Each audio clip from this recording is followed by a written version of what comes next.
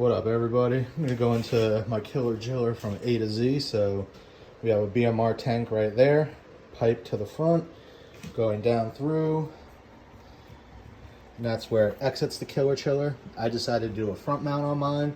I didn't like how it was tucked up underneath the light, and you'll see why soon. All right, so this is the refrigerant line coming out, going back into the compressor. This right here is the coolant line coming in, and this is the liquid line coming from the evap.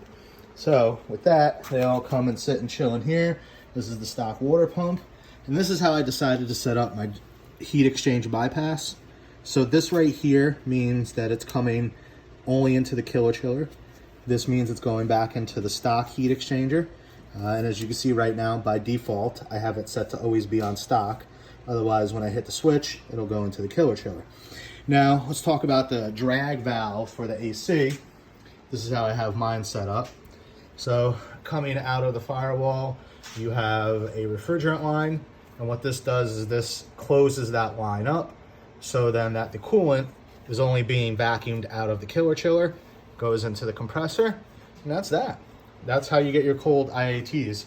Now, how do I activate all this stuff? I have a little switch on the inside.